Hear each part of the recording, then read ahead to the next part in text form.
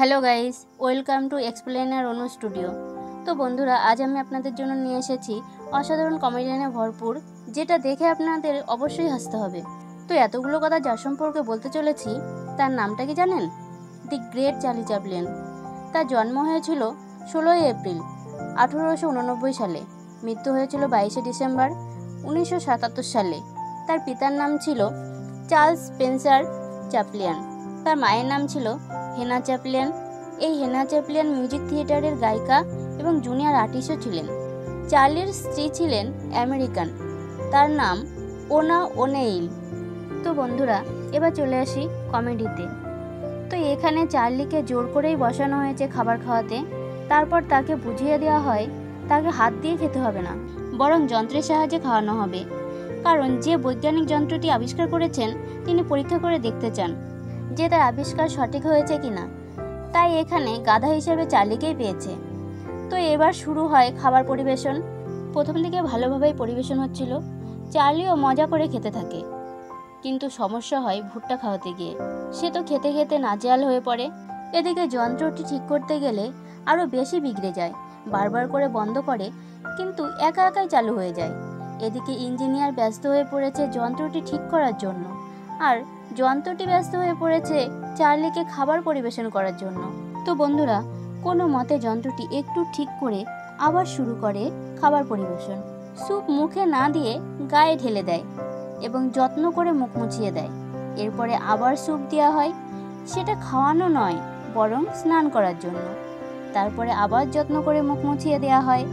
তো এরপরে আবার যন্ত্রটি চালু করার আগে খাবারের প্লেটে দুটো নাট রাখা হয়। তো তখনই যন্ত্রটি চালু হয়ে যায় এবং চার্লিকে খাবার পরিবেশন করতে শুরু করে। খাবারের সাথে সাথে নাটগুলোও তার মুখে দিয়ে দেয়। তো বন্ধুরা, এত ভালো খাবার খাওয়ানোর পর মুখ মুছিয়ে চেপে ধরে আছে। তারপরেই চলে আসে সুস্বাদু কেক। তো বন্ধুরা, এটা খাবার জন্য নয়, হয়তো চার্লি কখনো মুখে ক্রিম মাখেনি, তাই তার মুখে যত্ন সহকারে ক্রিম মাখিয়ে দিল এবং ভালোভাবে মুখ ম্যাসাজ করে দেয়। তো এত যত্ন সহকারে ম্যাসাজ করতে থাকে যে চার্লি চেয়ার ভেঙেই নিচে পড়ে যায়। তো বন্ধুরা, এবার চার্লি চলে আসে বর্ডারে। আর্মি হয়ে যুদ্ধে নেমেছে। সেখানে কামানের দড়ি টানতে গিয়ে নিজেই উল্টে পড়ে যায়। তাই দ্বিতীয়বার দড়িটা টানতে গিয়ে একটু আস্তে টানে যাতে নিজে না পড়ে যায়। এর ফলে মিসাইলটি তাদের সামনেই পড়ে। তখন তার সঙ্গীদের ভঙ্গি করে বলে, কি জানি এটা কি হলো। এরপর তারা সবাই সেখান থেকে পালিয়ে যায়। কিন্তু চার্লি ছুটে গিয়ে একটি জেট বিমানে আক্রমণ করা কামানের উপরে উঠে পড়ে এবং কামানটিকে ঘোরাতে শুরু করে। তো সেটা ঘুরতে ঘুরতে ডিসব্যালেন্স হয়ে যায় আর চার্লি নিচে উল্টে পড়ে।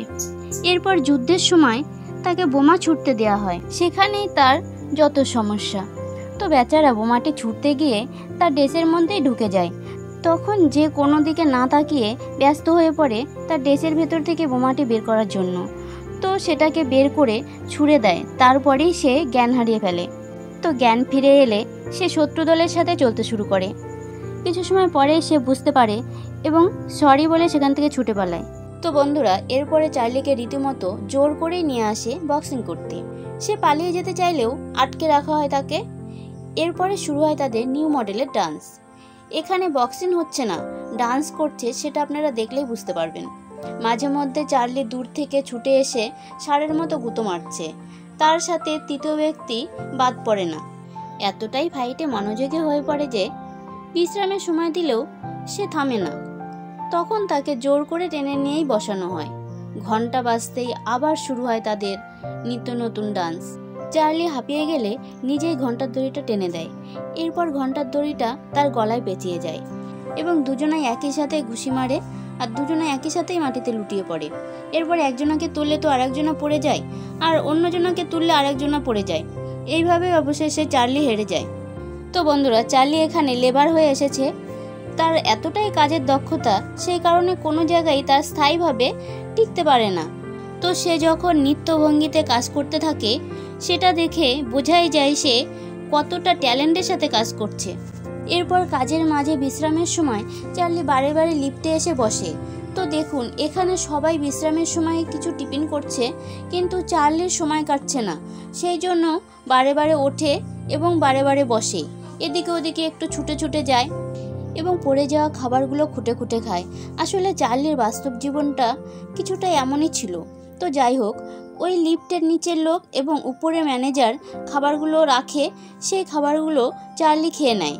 আর তার সাথে নিচের লোকটি মাংস পুড়িয়ে আগুন সহকারে একটি শিক রাখে, তার উপরেই চার্লি বসে পড়ে। তারপরে গরম শিকটি ম্যানেজারের হাতে তুলে দেয়, হাতে গরম লাগতেই নিচে ফেলে দেয়। তখন মোটা লোকটি শুয়ে পড়ে দেখতে থাকে, তারও গরম সেক লাগে। তো এরপরে চার্লি পারিশ্রমিক নিয়ে একটি ক্লাবে যায় এবং অনেক বেশি ড্রিঙ্ক করে নেয়। তার সাথে আরও 5টা গাধা জুটেছে। ক্লাব থেকে বেরিয়ে কোনো কারণে 5 গাধার মধ্যে ঝামেলা সৃষ্টি হয়। তো চার্লি দারুণ অ্যাক্টিংয়ের সাথে গাধাদের ঝগড়া উপভোগ করতে থাকে। তো একবার দাঁড়িয়ে হয় না, সে বারে বারে নিত্য নতুন মডেলে দাঁড়াতে থাকে। এর ফলে লাঠিটা ড্রেনের ভেতরে ঢুকে যায় আর সে ডিগবাজি খেয়ে পড়ে। এরপরে এক গাধায় এসে চার্লিকে বলে জ্যাকেটটি পরিয়ে দিতে।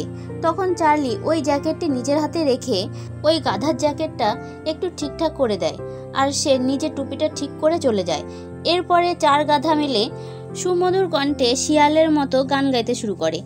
তাদের গানের আওয়াজে এক মহিলা জানালা খুলে তাদের মাথায় জল ঢেলে দেয়। তারপর ছাতা মাথায় দিয়ে আবার চালিয়ে যায় তাদের গান। এরপর ওই মহিলা একটি বাসন ছুঁড়ে মারে। তো তারপর যে যার জ্যাকেট পরতে শুরু করে। তো বন্ধুরা, দুজনেই 2টো জ্যাকেট পরেছে, কিন্তু সেটা একটু অন্যরকম ভাবে, দেখেই বুঝতে পারছেন। তো এক গাধা আর এক গাধাকে টানতে টানতে নিয়ে যায়। অবশেষে মোটা গাধার গা থেকে জ্যাকেটটি খুলে পড়ে। তখনই বৃষ্টি চলে আসে। চার্লি নিজের লাঠি ওই গাধার হাতে ধরিয়ে দিয়ে নিজের ছাতা নিয়ে চলে আসে ট্রাম ধরার জন্য। তো সেখানে এত লোক চলে আসে যে চার্লি তখন ট্রামে ওঠার কোনো সুযোগই পায় না।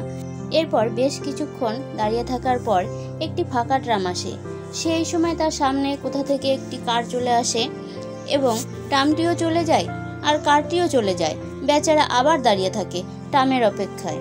এরপরে আবার এসে দাঁড়িয়ে পড়ে। সেই সময় ওই মোটা গাধা এসে বলে, ভাই তোমার ছাতা নাও, তোমার ছাতা ভালো নয়, আমি বৃষ্টি ভিজে গিয়েছি। তখনই চার্লি যাত্রীদের ছুটে যেতে দেখে সে আবার যাত্রীদের মাথার উপর দিয়ে সবার আগে ট্রামে উঠে পড়ে এবং সবার শেষে ওই মোটা গাধা এসে জোরে জোরে ধাক্কা দিতে থাকে। সেই ধাক্কা সামলাতে না পেরে বেচারা চার্লি তো ট্রাম থেকেই পড়ে যায়।